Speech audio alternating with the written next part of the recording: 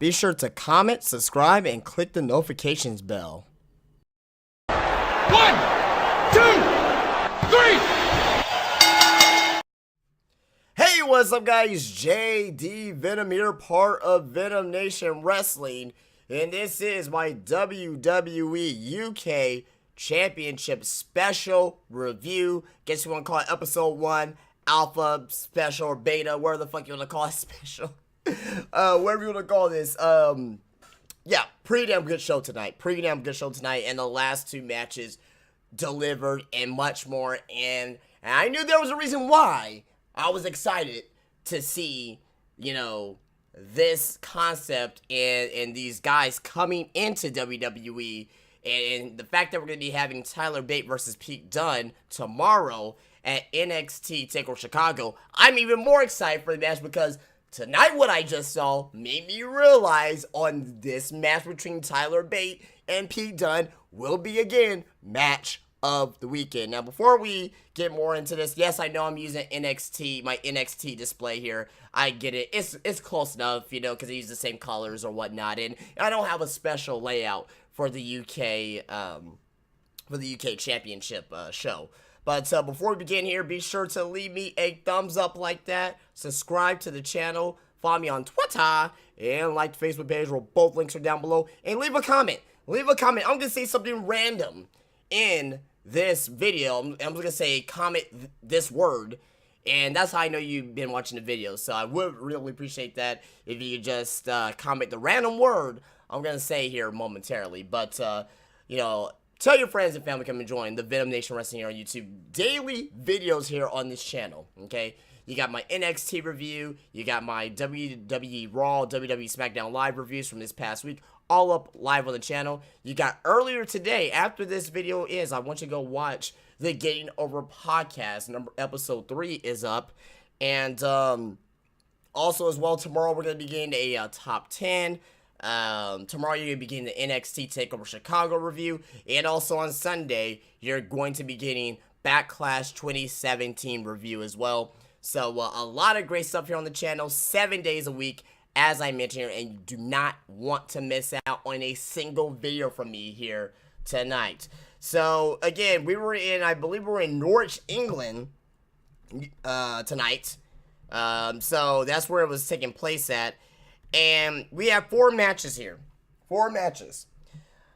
And before I go through the 4 matches here, I want to say that the 4 guys that is going to be the cream of the crop of this division, of this entire, of this entire concept from WWE is going to be Pete Dunne, Trent Seven, Tyler Bate, Mark Andrews.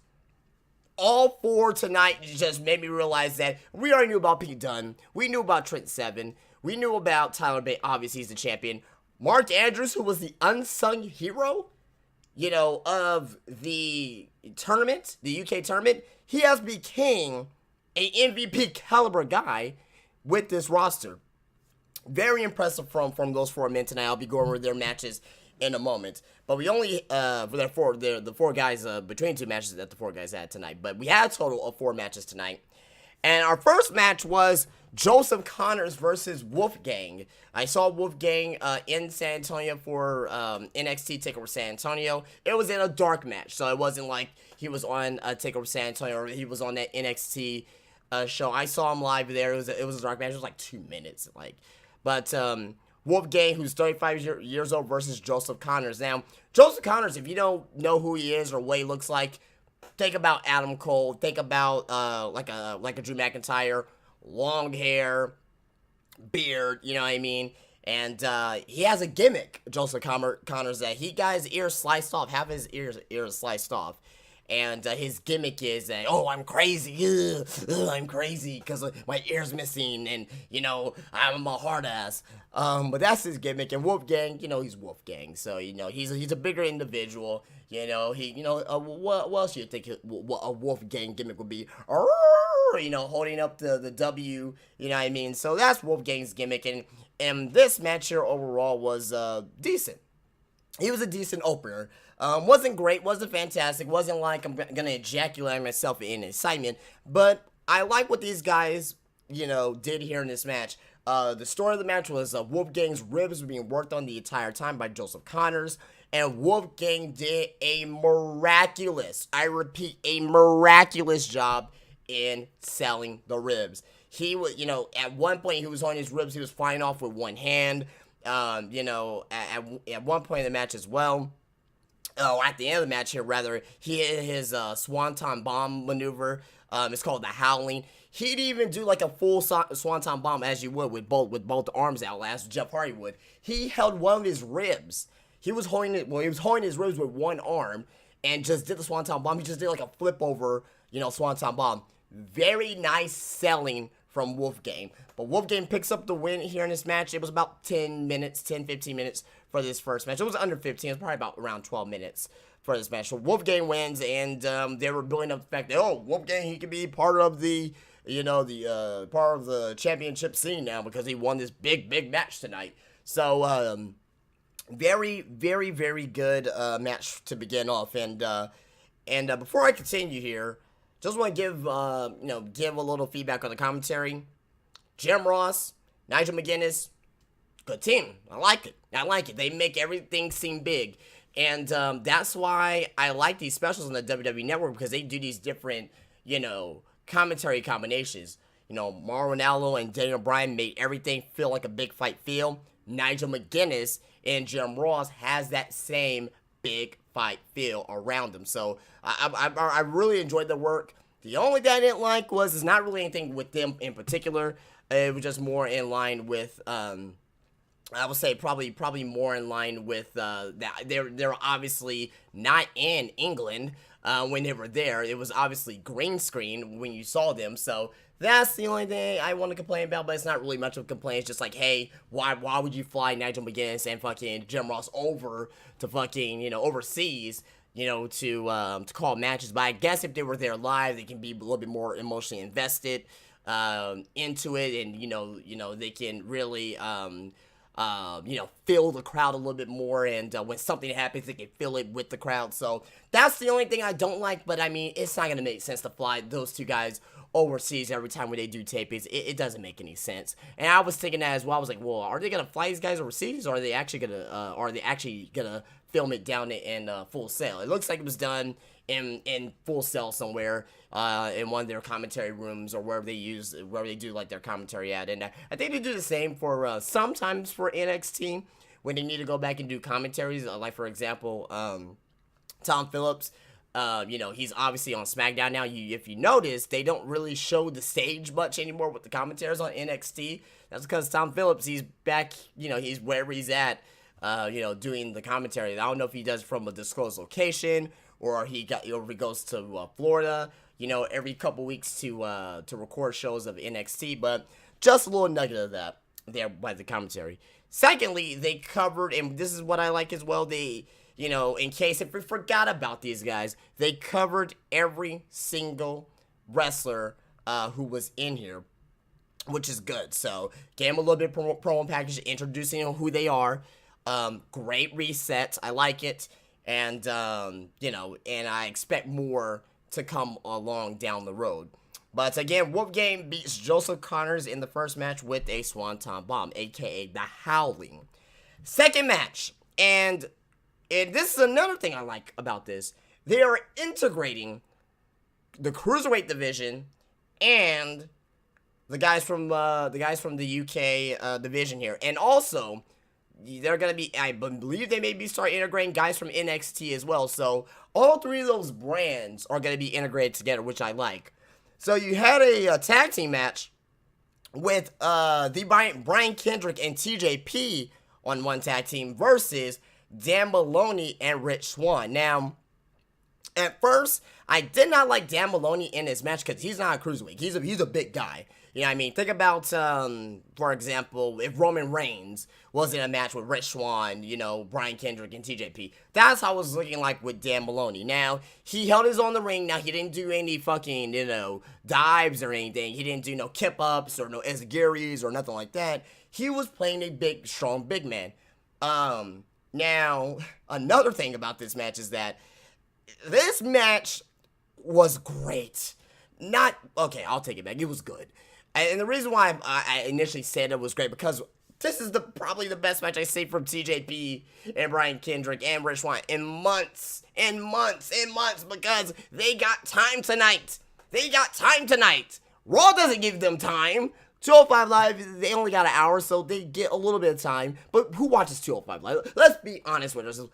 Who watches 205 Live? I don't. I don't have time. I don't have time to watch 205 Live.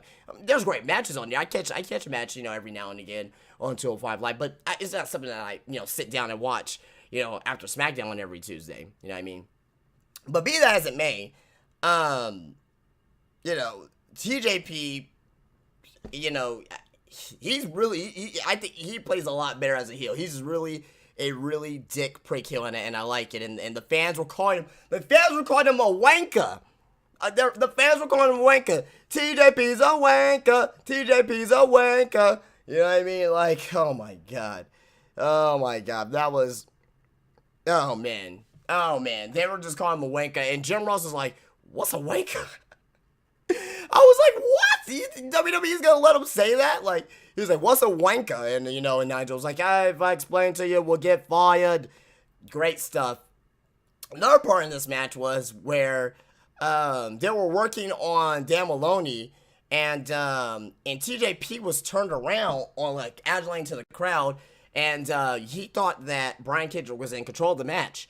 Dan Maloney reverses a maneuver from Brian Kendrick, and TJP was going to work on Dan Maloney's arm originally.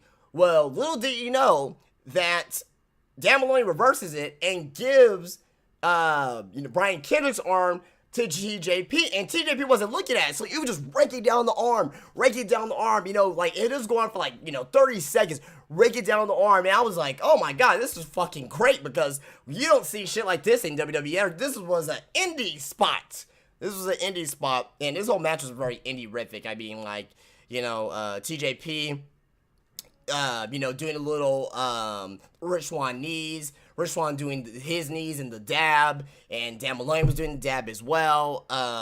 They were calling, when TJP was being called a wanker, he was covering his ears and attacking, Rich Swann at the same time. Just great, fun match between all four of these guys. Dan Maloney, he's young. He's very young. He's 20 years old, just like Tyler Bate. He's very young, but they built the fact up that he was very young and inexperienced and all that. And at first, I was thinking, you can't have one of your new guys, one of the guys that is from the UK lose this match. But the way that he lost this match, and the way that that they were building up this match, like, oh, he's inexperienced, I was fine with. They gave an explanation. The explanation came out at the end that he was inexperienced, and pretty much at the end we saw a roll-up. I believe it was by TJP to Dan Maloney, but all four guys did well. Dan Maloney, he's gonna take some time to grow on me, but with the cruiserweights in here, I think he did fine, and I'm really thinking is because TJP, Brian Kendrick, and Rich Swann made him look better than what he actually is. But he's young, he's green in the ring, and it's gonna take some time for me to really grow on him. But he has a big upside, though, is what WWE is definitely looking for as far as a big man. So decent match there. These last two matches of the night. At first, when I saw this next match, and one more thing about this next match coming up here, it was for the #1 contendership for the UK championship. We already knew Pete Dunne was gonna face off against Tyler Bate at NXT TakeOver Chicago, but when they announced it like that, I was like, well, that kind of sucks, because we already know that Pete Dunne's gonna win. You know what I mean? If they just announced this as just a regular match, I would be fine with it. You know what I mean? But it didn't matter at this point, because I totally forgot about the #1 contendership. Even though I knew Pete Dunne was gonna win, this match was fucking great. A British strong style at its finest. If you guys don't know, if you don't understand British strong style, if you don't understand what it's about, watch this match. This match was fucking good, and it just reassures me why Pete Dunne is going to be a fucking star in WWE. He is a fucking awesome heel. Before the match began, they gave him like the little, as I mentioned, their little promos between the two guys, reintroducing them. And Trent Seven, he got injured in a match against Wolfgang. He injured his elbow. And basically it was it was kayfabe / legitimately hurt his elbow, but it wasn't something too serious. But they included it in this match as the story for the match. So it wasn't before the actual match began, but it was like a couple weeks ago, where Pete Dunne came up to Trent Seven. Trent Seven was like, oh, this ain't gonna hold me out. You know what I mean? I'm still gonna go up against Pete Dunne. Pete Dunne comes up to him, looks at him, grabs his arm and just smacks it into the fucking wall and just leaves him there. He's just looking at him, he's all like, fucking great shit. Pete Dunne is fucking amazing. And so is Trent Seven. This match here, awesome. At one point in the match, Trent Seven did a dragon suplex on the ring apron. They were both outside standing on the ring apron. They were attacking each other. Trent Seven hits a fucking brutal snapdragon suplex on the ring apron. Trent Seven with the slaps and the punches and the forearm strikes to Pete Dunne. Pete Dunne with the stretching, trying to break Trent Seven's fingers. Just being the manipulative, calculated, slimy heel in the match, just stretching him every way that he can.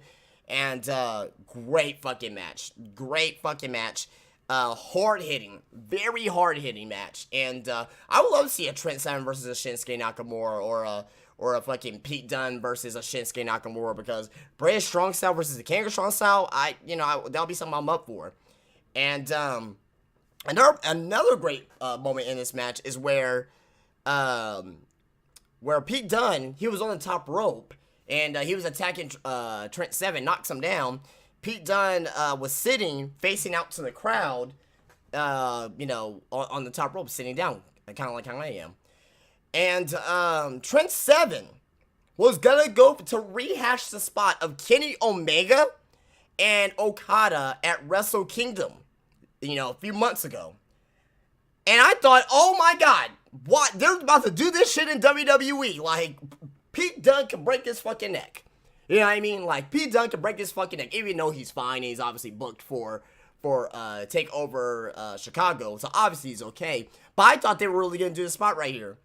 So Trent Seven went for the Dragon Suplex, but Pete Dunne, cat-like quick. I didn't know he can land. I didn't know he was that agile and land on his feet. But he basically did a flip, land on his feet, and he just has like a roaring yell, like, ah! Just everything about this match is just fucking great. And this wasn't even match of the night, but like, I thought this was going to be a match, and I was like, well, I mean, Tyler Bate and Mark Andrews, I mean, I like them both, but this is going to be hard to follow this match. Pete Dunne hits the X-Plex. Pete Dunne hits the, I forget the name of the finisher. Someone help me with the finisher name. But it was, a abdominal stretch into the face buster, flapjack, whatever you want to call it. But nevertheless, great match. Pete Dunne picks up the win, and he is the #1 contender for the UK Championship. At the end, when they said, and now the #1 contender, I was like, oh my god, I forgot it was for a #1 contendership. I just appreciate the match itself, and I totally forgot about that whole concept there, that Pete Dunne and Trent Seven were going for the #1 contendership. Great match. Main event for the WWE UK Championship. It was the champion Tyler Bate versus Mark Andrews.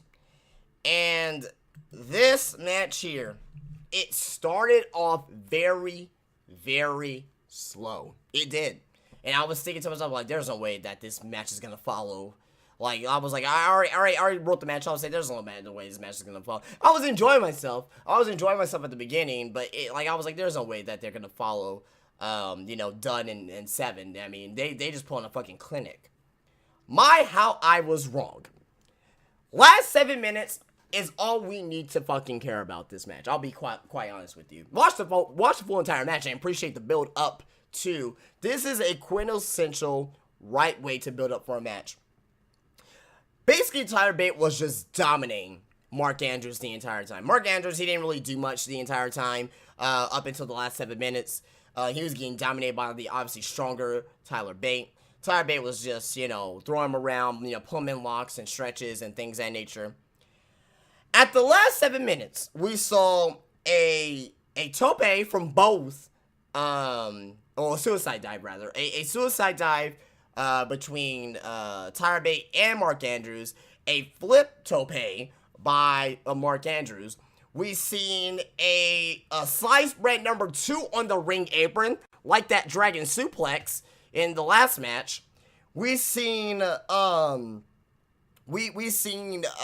kicks as it gearies by both by Tyler Bate and Mark Andrews. We've seen Tyler Bate doing his punch spot, fucking great shit. We've seen a lot of amazing shit. The crowd was into it. They were getting fight forever chants in this match. Not match of the year or anything. I don't want to go overboard like that, but this was a solid 4-star match. Pete Dunne and Trent Seven was probably a solid 3.5 to 4-star match. But Tyler Bate and Mark Andrews was a solid 4-star match. Fucking great stuff.